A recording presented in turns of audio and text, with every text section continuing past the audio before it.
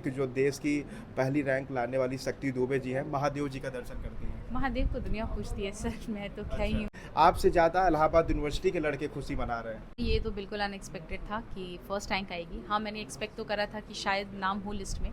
सारा श्रेय तो ऑब्वियसली मेरे महादेव को जाता है, उसके बाद मेरे पेरेंट्स को ही जाता है, बिकॉज़ वो हमेशा साथ खड़े महादेव रहे। जी नहीं, मैंने ज़्यादा तो नहीं घूमा है। बस कुछ बेसिक हैं जो जगह जहाँ पे मैं जा चुकी हूँ, वरना पूरे इलाहाबाद तो अभी घूम ना पाई। एक आध- नमस्कार, मैं हूं कमलनाथ। आप देख रहे हैं KN24 न्यूज। 2024 का यूपीएससी का रिजल्ट आता है। पूरे प्रयागराज में एक बार फिर हड़कंप मच जाता है कि प्रयागराज की बिटिया एक बार फिर जो है पूरे उत्तर प्रदेश से लेकर पूरे भारत में एक बार नाम रोशन कर देती है, और नाम इलाहाबाद विश्वविद्यालय का। जो सूखा पड़ा था इलाहाबाद विश्वविद्यालय का कि कोई भी जो है सिलेक्शन नहीं हो रहा है, उसी के बीच में जब एक सिलेक्शन होता है तो इलाहाबाद के लड़कों में एक बार फिर से जो है गौरव का विषय है। और उसी के बीच में हमारे बीच में देखिएगा शक्ति दुबे जी जो है मौजूद है, और इनसे बातचीत करने की कोशिश करेंगे। आपका जो है सिलेक्शन हुआ है, आपसे ज़्यादा इलाहाबाद यूनिवर्सिटी के लड़के खुशी मना रहे हैं। जी, थैंक यू सो मच। हाँ, ये काफ़ी मुझे भी लग रहा है अच्छी बात है। यहाँ पे this will motivate more students from university to come ahead and pursue their dreams of being a civil servant. कैसे कहना चाहेंगी, जिस तरीके से आपका तैयारी इलाहाबाद यूनिवर्सिटी से होता है, फिर आप BHU में जाती हैं, कैसा रहा पड़ाव, कैसा रहा, इसके विषय में बताइएगा। अगर मैं अपनी कॉलेज लाइफ की बात करूँ तो वहाँ आई थिंक मैंने मोस्टली एकेडमिक्स पे ही फोकस किया था। ज़्यादा को करिकुलर एक्टिविटीज़ में मैं इन्वॉल्व नहीं थी। वो मैंने स्कूल लाइफ तक किया, काफ़ी अपना पर्सनालिटी डेवलपमेंट हर चीज़ में पार्टिसिपेट किया था। बट कॉलेज में mostly I was confined to like academics and studies only. हम बात करते हैं इलाहाबाद यूनिवर्सिटी आपको कितना हेल्पफुल रहा, क्योंकि बच्चे इलाहाबाद यूनिवर्सिटी के विषय में ही पूछना चाह रहे थे। इलाहाबाद यूनिवर्सिटी, अब मैं बात करूँ तो एक्चुअली मेरा सब्जेक्ट था बायोकेमिस्ट्री, जो यहाँ पे ऑप्शनल का विषय नहीं है। तो वो मैंने बेसिकली उसका तो मैंने कुछ यूज़ नहीं करा, बट आई वुड से कि जो मैंने ओवर द इयर्स ये एक हैबिट डेवलप करी थी पढ़ाई करने की और चीज़ों पे लाइक रिसर्च करके और इन डेप्थ एनालिसिस करने की, I think that is help me during the examination. Selection होने के बाद कितना खुशी आप थी? क्या आपको लग रहा था कि फर्स्ट रैंक हमारा आ जाए? क्योंकि सबसे बड़ा क्वेश्चन यही रहता है, विश्वास नहीं रहता है। जब आपको ये पता चला कि फर्स्ट रैंक आया, कैसा रहा अनुभव? हाँ, ये तो बिल्कुल अनएक्सपेक्टेड था कि फर्स्ट रैंक आएगी। हाँ, मैंने एक्सपेक्ट तो करा था कि शायद नाम हो लिस्ट में, बट फर्स्ट के बारे में तो नहीं सोचा था। आया तो बहुत ही खुशी हुई, पेरेंट्स भी खुश थे, तो I think that was all I needed. Aspirant को क्या मैसेज देना चाहेंगे जो आपको वीडियो देख रहे हैं? क्या कैसी तैयारी करें कि और भी बेहतर हो सके? आई थिंक कुछ बेसिक चीज़ें हैं जिस पे आपको स्टिक होने की ज़रूरत है। सिलेबस हो गया, प्रीवियस ईयर क्वेश्चंस हो गए, बेसिक NCERTs हो गए और मॉक्स हो गए। आई थिंक ये 4 चीज़ें अगर हम प्रॉपर्ली बैलेंस तरीके से लेके चलेंगे तो एग्ज़ाम को क्लियर करना थोड़ा सा आसान हो जाता है। इस सक्सेस को किसको क्रेडिट देना चाहेंगे? क्या माता-पिता आपके लिए काफ़ी हेल्पफुल रहे? सारा श्रेय तो ऑब्वियसली मेरे महादेव को जाता है, उसके बाद मेरे पेरेंट्स को ही जाता है, बिकॉज़ वो हमेशा साथ खड़े रहे। महादेव को? जी, बिल्कुल आप जो महादेव। है महादेव को पूजती हैं, ये भी बहुत बड़ा लोग एक बार सवाल उठाएंगे कि जो देश की पहली रैंक लाने वाली शक्ति दुबे जी हैं, महादेव जी का दर्शन करती हैं। महादेव को दुनिया पूछती है सर, मैं तो क्या ही हूँ। तो वही है नहीं, आपके उनके वीडियो के बाद लोग महादेव जी का दर्शन करना शुरू कर देंगे। उनके दर्शन वैसे भी हो रहे हैं। मैं बोलूँ ना बोलूँ, महादेव तो वो तो भगवान है, उनका दर्शन होता रहेगा। लोग उन पे विश्वास करते रहेंगे, वो ऐसी सबकी सबकी लाइफ हमेशा अच्छी बनाते रहेंगे। अच्छा, जब आप नेगेटिव या डिप्रेशन में आती थी, उस दौरान कैसे आप अपने को ओवरकम करती थी, उसके विषय में अगर थोड़ा। मम्मी पापा से बात कर लिया, कभी लिखने का, क्योंकि मुझे लिखने का शौक है, कभी लिख लिया या कभी भजन वगैरह सुन लिया। आई थिंक ये 2-3 चीज़ें थी जिसको मैं करती थी अपने लाइक मूड को थोड़ा लाइट रखने के लिए। शक्ति जी जो है, आप कितने घंटे पढ़ाई करती थी? एक बहुत बड़ा सवाल उठता है मिडिल क्लास फैमिली का। वो उनके पेरेंट्स कहते हैं कि बेटा 6 घंटा पढ़ता है, फिर भी तैयार नहीं हो पाता। आप कितना घंटे पढ़ती थी? क्या घंटों को गिनना बेहतर है कि मैटर करता है कि कंसेप्ट क्लियर हो जाए? आई थिंक घंटे तो मैटर नहीं करते, जितनी देर पढ़ाई करें उतनी देर ईमानदारी से करें, आई थिंक वो ज़्यादा इंपॉर्टेंट है। मैंने 8 to 10 आवर्स का स्टडी स्लॉट रखा है। हाँ, कभी ऐसा भी हुआ कि मैंने 3 घंटे पढ़ाई करी हो, 4 घंटे की हो, कभी ऐसा भी हुआ कि 12-13 घंटे भी पढ़ाई की है। तो वो डिपेंड करता है कभी कभी कि आपका मेंटल स्टेटस कैसा है, एग्ज़ाम पास आ रहा है, तो उसके बेसिस पे हम थोड़ा बहुत अपने शेड्यूल और रूटीन को इधर उधर कस्टमाइज़ कर सकते हैं। कौन सा स्ट्रीम रहा आपका, अगर उसके विषय में बताना चाहें? 12th किससे पास आउट की थी? ग्रेजुएशन कैसे था? कौन सी? 12th मैंने मेडिकल बैकग्राउंड से करा था, PCB। उसके बाद मैंने बायोकेमिस्ट्री से ग्रेजुएशन और पोस्ट ग्रेजुएशन करी थी। एंड देन UPSC में मैंने पॉलिटिकल साइंस और इंटरनेशनल रिलेशंस को अपना सब्जेक्ट चूज़ किया था एज एन ऑप्शनल। अच्छा, जो आपके दोस्त हैं, आपके दोस्तों में जो आपका सर्कल था, उनमें भी लोगों का सिलेक्शन हुआ है कि आप ही उन दोस्तों के बीच में? क्योंकि एक बहुत बड़ा सवाल रहता है। नहीं, बहुत से ऐसे लोग हैं जिनसे मैं मिली थी इंटरव्यू की प्रिपरेशन के दौरान। बहुत लोगों का नाम है लिस्ट में and I am truly congratulate them as well. कुछ हैं जिनका नहीं है, बट मुझे अच्छे से पता है कि वो इस साल नहीं तो नेक्स्ट ईयर ज़रूर लिस्ट में अपना नाम लेकर आएंगे। और प्रयागराज में आप पूरा घूम चुकी हैं, वैसे जितना प्लेसेस है वो सब आप एक्सप्लोर की हैं? जी नहीं, मैंने ज़्यादा तो नहीं घूमा है। बस कुछ बेसिक हैं जो जगह जहाँ पे मैं जा चुकी हूँ, वरना पूरे इलाहाबाद तो अभी घूम ना पाई। एक आखिरी सवाल, हॉबी क्या है आपकी? मेरी हॉबी है लिखना, मैं लिखती हूँ। अच्छा, लिखती हैं। और इसी तरीके से देखिएगा ये खास वीडियो जो मैंने आपको दिखाया शक्ति दुबे जी का, जो पूरे देश में नाम रोशन कर रही हैं, खास करके इलाहाबाद यूनिवर्सिटी का।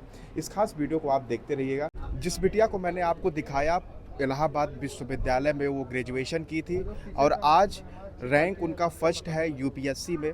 मैं उनके परिसर पर ही मौजूद हूँ और मैं बताऊँ तो सबसे जो बेसिक होता है, जो ग्राउंड रूट होता है, अगर वो स्ट्रॉन्ग रहता है तो सिलेक्शन बहुत ही आसानी से मिल जाता है। शक्ति दुबे जी जिस स्कूल में पढ़ी थी, वहीं देखिए फ्रेम में जो है आशीष रंजन जी जो मौजूद हैं, उसी स्कूल के प्रिंसिपल हैं। उन्होंने 1 से लेकर 12 तक पूरा ध्यान रखा उनके एजुकेशन में, कैसे कैसे बेस्ट की थी वो पूरी जानकारी लेंगे। सिलेक्शन तो हो गया, लेकिन हम उनके पिछले वर्षों से जो पढ़ाई था वो सब जानने का प्रयास करेंगे। सबसे पहले आपको बहुत बहुत धन्यवाद। आपको तो बहुत ही अच्छा महसूस हो रहा होगा। कैसी थी शक्ति जी, कैसा पढ़ाई था? बहुत ही ब्रिलियंट स्टूडेंट थी, हाँ। होनहार बच्ची थी और शुरू से ही पढ़ाई को लेके बहुत ही सीरियस थी, एक रिस्पॉन्सिबिलिटी की तरह पढ़ाई को लेती थी, है ना। कभी पढ़ाई को उसने एक बोझ की तरह नहीं लिया, वो इसका जुनून था एक। अच्छा, और बचपन एक- से ही? बचपन से ही। और उसके अंदर एक जो जानने की एक जो उसको एक कला थी, उसके अंदर किसी भी चीज़ को क्यूरियोसिटी जिसको कहते हैं, उसके अंदर बहुत थी। किसी भी चीज़ को जानना और उसको परफेक्शन तक करना, ये उसका एक मतलब हमेशा से उसकी एक मोटिव रही है। अच्छा, और कभी ऐसा आपको लग रहा था कि शक्ति जी जो है फर्स्ट रैंक हासिल कर पाएंगी? बहुत बड़ा चैलेंज होता है। नहीं, स्टार्टिंग में जैसे पढ़ना जब इसमें स्कूल में स्टार्ट किया था तो पढ़ने में तो पहले शुरू से ही बहुत अच्छी थी। उसे पढ़ाई नहीं, एकेडमिक एक्टिविटीज़ के अलावा कोर करिकुलर में भी बहुत अच्छी थी। और उसमें तो खैर हम लोग नहीं सोचा करते थे आईएएस और ये सारी चीज़ें, लेकिन जैसे जैसे पढ़ाई आगे बढ़ते गई, जैसे जैसे बड़े क्लासेस में गई, जब 9, 10, 11, 12 में जाने लगी, तब हमें दिखने लगा कि ये बच्ची कुछ न कुछ करके दिखाएगी। और बच्ची के भी मन में था कि मुझे सर कुछ न कुछ करके दिखाना, मुझे आईएएस का एक उसका भी ड्रीम था। और क्योंकि 12 तक बात करूँ तो बायोलॉजी से पढ़ी थी। हाँ। बायोलॉजी से पढ़ी थी क्योंकि सपना जो होता है धीरे धीरे परिवर्तन होता रहता है। ड्रीम जो है कभी 12th के बाद आदमी सोचता है डॉक्टर बन जाए, इंजीनियर बन जाए। तो उस दौरान क्या सोच रही थी? कभी आपसे जो है परिचय होता था? कभी इसने डॉक्टर इंजीनियर की बात ही नहीं की। ये बिल्कुल फोकस्ड बच्ची थी। मतलब उसका फोकस एक था कि मुझे ये करना है तो यही करना है। वो डाइवर्जन नहीं था कि मुझे मतलब कहते ना कि इस नाव पे भी पैर रख दिया, उस नाव पर भी पाँव रख दिया, ऐसा कुछ नहीं था। फोकस्ड थी, उसको मालूम था कि मुझे क्या करना है और उस चीज़ में लगे रही। अच्छा, कुछ हम पिछले बातों को जानने का कोशिश करें। कभी शिकायत सुनने को मिला था कुछ ऐसा? नहीं, शिकायत का तो कभी इसने मौका ही नहीं दिया। शुरू से ही बहुत ही डिसिप्लिन्ड स्टूडेंट रही है। और क्योंकि ऐसा होता है ना, लोग सिलेक्शन के बाद ये सोचते हैं कि उस समय फिर अच्छा होना शुरू हो जाता है, फिर वो बुराइयां कम हो जाती हैं, वो नेगेटिविटी बुराइयां नाम की कोई चीज़ ही नहीं थी। मतलब स्कूल के ये उन बच्चों में थे जिनको आज भी हम लोग डिसिप्लिन्ड और मतलब इस चीज़ के लिए हम लोग याद करते हैं कि अच्छा। ये सब बच्चे हुआ करते थे। कहते हैं ना कि आपके बच्चे तो हर साल निकल रहे हैं, लेकिन कुछ बच्चे ऐसे होते हैं जिनको आप लोग याद करते हैं कि हाँ वो भी कभी ऐसे बच्चे हुआ करते। ये उन सब बच्चों में थी। आप अपने स्कूल का जो है नाम बता दीजिए। और मेरे स्कूल का नाम SMC घूरपुर है। घूरपुर में जो है सर जो है प्रिंसिपल हैं, अभी भी जो है वो प्रिंसिपल पे मौजूद हैं। और मैं बताऊं तो बहुत ही गौरव महसूस होता है। एक शिक्षक का बहुत बड़ा रोल होता है कि अगर उसके जो पढ़ाए गए बच्चे होते हैं, अगर वो सफल हो जाए, शिक्षक का सबसे बड़ा लक्ष्य यही होता है। बिल्कुल बिल्कुल बिल्कुल। हमारे लिए ये इससे बड़ी कोई उपलब्धि हो ही नहीं सकती कि हमारे कार्यकाल में हमारी बच्ची ने आईएएस निकाला, आईएएस क्वालिफाई किया और टॉप रैंक में आई। सर, एक मिडिल क्लास में बहुत बड़ा ये समस्या भी होता है कि एक आईएएस का सपना देखना, कभी कभी उसका पूरा ना हो जाना, उसका कभी कभी बुरा परिणाम भी होता नहीं, है। देखिए सपने देखे हैं तो फिर उसको पूरा करने का हौसला होना चाहिए। और अगर आपके अंदर हौसला है तो फ़र्क नहीं पड़ता कि हम मिडिल क्लास से हैं या हम अपर क्लास से हैं। जी जी। हाँ, तो कार्यक्रम में जो करके दिखाया इस कंपटीशन होता था उसमें भी जो है हिस्सेदारी हर कंपटीशन में जाती थी। और शायद ही से कंपटीशन का कोई ऐसा होगा जहां इसने मतलब जीता ना हो। हमेशा इसकी पोजीशन फर्स्ट ही रहा करती थी। अच्छा। और विनर होने के बाद भी उसमें भी परफेक्शन खोजा करती थी। तो ये उस तरह की मतलब बच्ची थी कि जीत गए बस उससे संतुष्ट नहीं है। उसमें भी क्या अच्छा कर सकते थे वो उसकी रुचि उसमें हुआ करती थी। उसी का नतीजा है। बहुत धन्यवाद सर। ये आवाज़ देख सकते हैं और ये रास्ता अभी भी देखिए बना नहीं हुआ है।